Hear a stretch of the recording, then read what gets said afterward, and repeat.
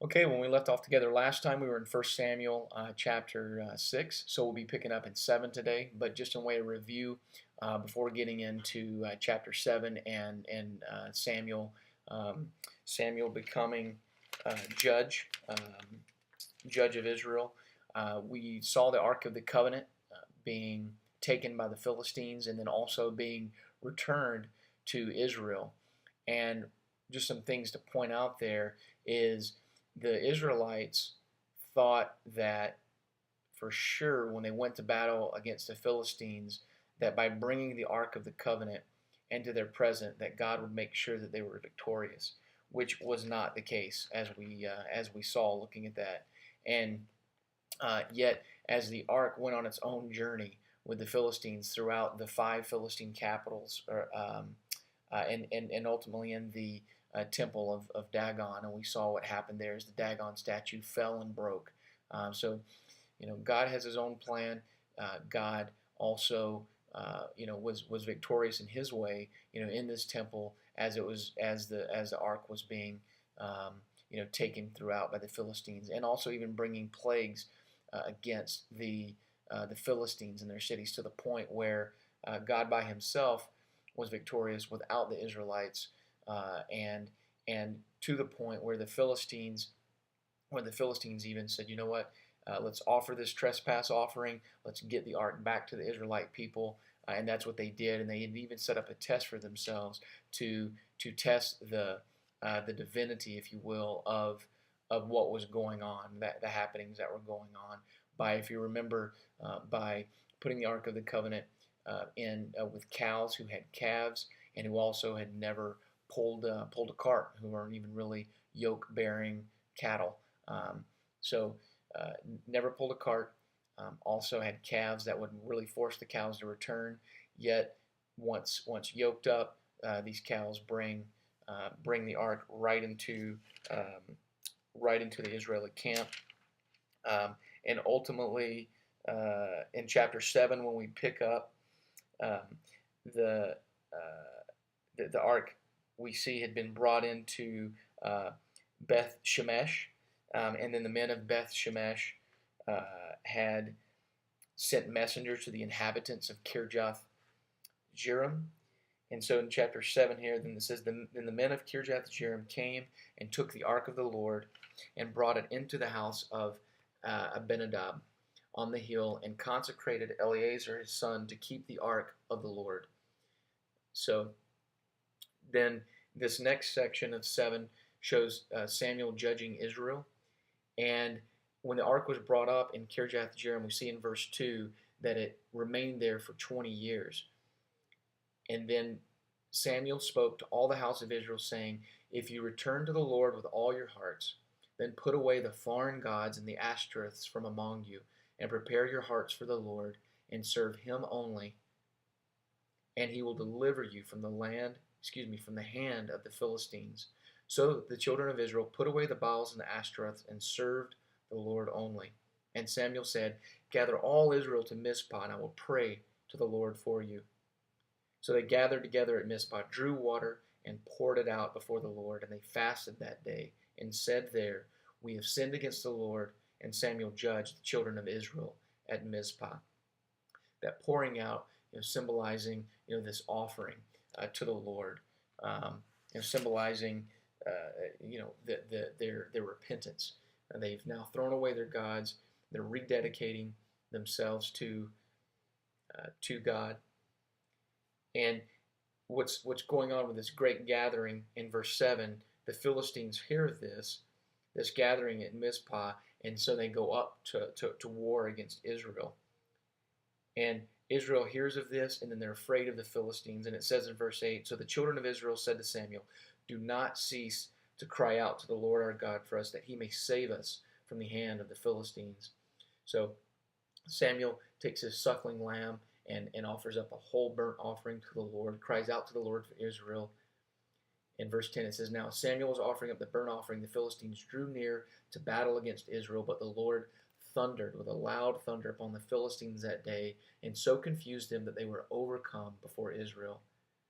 And the men of Israel went out from of Mizpah and pursued the Philistines and drove them back as far as Beth-kar.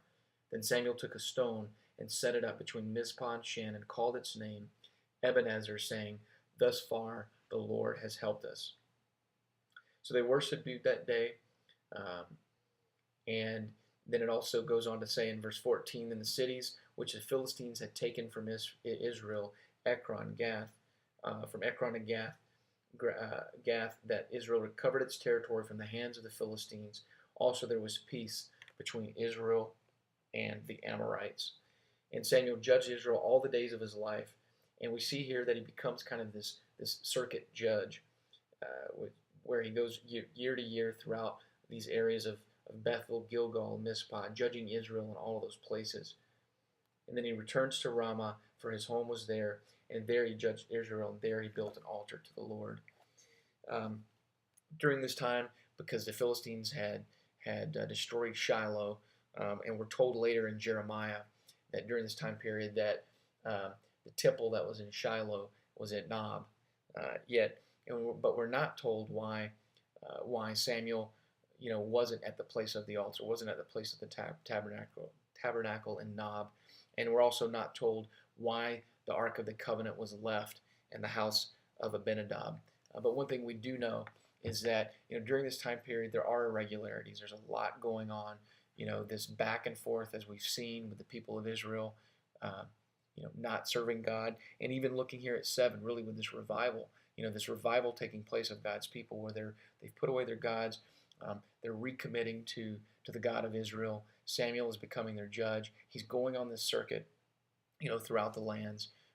Meanwhile, the tabernacle's in Nob, and the Ark of the Covenant is in the house of Abinadab. Something that stuck out for me here in verse 8 says, "So the children of Israel said to Samuel, 'Do not cease to cry out to the Lord our God for us, that he may save us from the hand of the Philistines.'" And what this is pointing to me, and then also as we get into chapter 8, as they're really looking for this king, they're looking to Samuel, which is good. I mean, Samuel's a man of God; he's a priest, but this constantly looking for someone else to intercede for them, instead of just really, taking up this, this call, or you and me taking up the call of God, and intercessing, on our own, through our own prayers, through our own relationship with God. But nonetheless, chapter 7 is a chapter of revival, and we see this revival. And then in chapter 8, it says, "Now it came to pass when Samuel was old that he made his sons judges over Israel. The name of his firstborn was Joel, and the name of his second Abijah. They were judges in Beersheba, but his sons did not walk in his ways. They turned aside after dishonest gain, took bribes, and perverted justice." So very much like Eli, the sons of Eli had been, now also the sons of Samuel.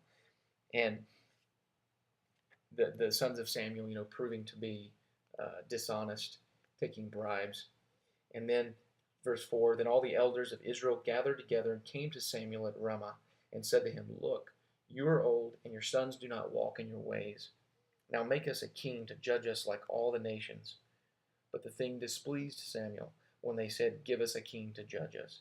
So Samuel prayed to the Lord, and the Lord said to Samuel, 'Heed the voice of the people and all that they say to you, for they have not rejected you, but they have rejected me, that I should not reign over them, according to all the works which they have done since the day that I brought them up out of Egypt, even to this day, with which they have forsaken me and served other gods. So they are doing to you also. Now therefore, heed their voice. However, you shall solemnly forewarn them and show them the behavior of the king who will reign over them.'" This is a key interaction that Samuel has with God here.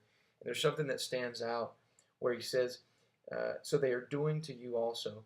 So God is having this interaction with Samuel and saying, look at what they've done to me. They're doing to you also.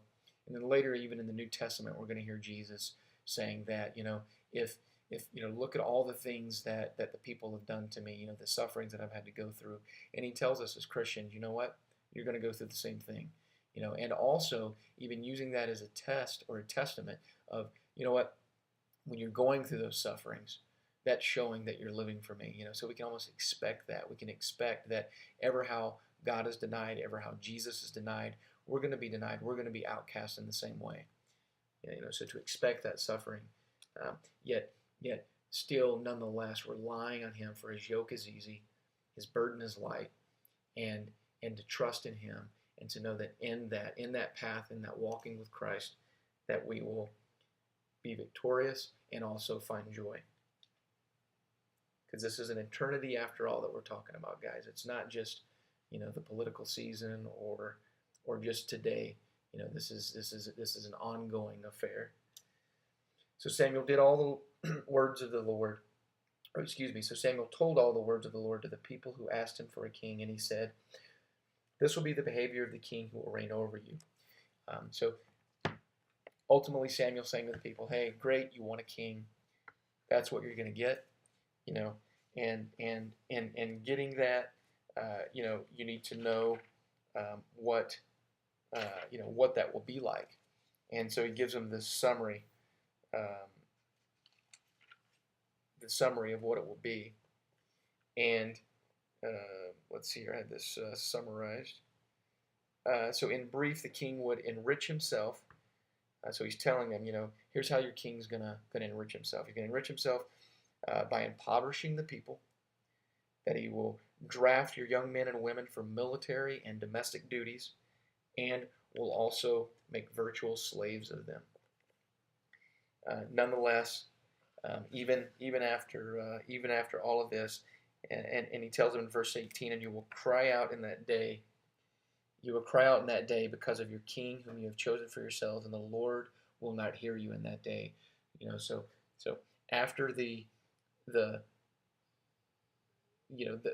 result of having a king, they're going to cry out, but the Lord will not hear them. Nevertheless, verse 19, the people refused to obey the voice of Samuel, and they said, "No, but we will have a king over us, that we also," and this is a key part, "that we also may be like all the nations." And Samuel heard all the words of the people, and he repeated them in the hearing of the Lord. So the Lord said to Samuel, "Heed their voice and make them a king."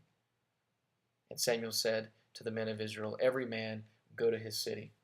So even though it had always been God's intention that he himself should be the king of Israel, and that his people are to be holy and to not be like any other nation, still the nation of Israel, or Israel, the Israeli people, do not want to be different. And we see it in the very writings here. It says, "No, but we will have a king over us, that we may also be like other nations." And then in chapter 9, we are introduced to Saul. And Saul is a Benjamite who goes out searching for donkeys that have been lost. And so in this search for these donkeys, it says, and Kish was Saul's father. In verse 3 of chapter 9 it says, "Please take one of the servants with you." So go and look for these donkeys. And arise, go and look for the donkeys. So he passed through the mountains of Ephraim, and through the land of Shalisha, but they did not find them. And they passed through the land of Shalim, and they were not there. Then he passed through the land of the Benjamites, but they did not find them. And when they came to the land of Zuph, Saul said to his servant who was with him, "Come, let us return, lest my father cease caring about the donkeys and become worried about us." And he said to him, "Look, and this is the servant speaking to Saul. There is in this city a man of God, and he is an honorable man. All that he says surely shall come to pass. So let us go there. Perhaps he can show us the way that we should go." So the servant's talking to Saul, and it's speaking really of Samuel. So the Samuel's reputation as this seer, as this prophet, is known, and the servant wants he and Saul to pass through there and go together, and that's what they do. And we're going to see this together next time as we pick up here with Saul in his interaction with Samuel, and we're going to see Saul anointed and becoming the first king of Israel. And just there's some things that to note here to just kind of think about in preparation for tomorrow. Is we have the priest in Samuel, we have ultimately who will be the politician in Saul, and then David being the second king. We have the poet, as we'll see in his great psalms that he writes. God bless you guys. Till next time.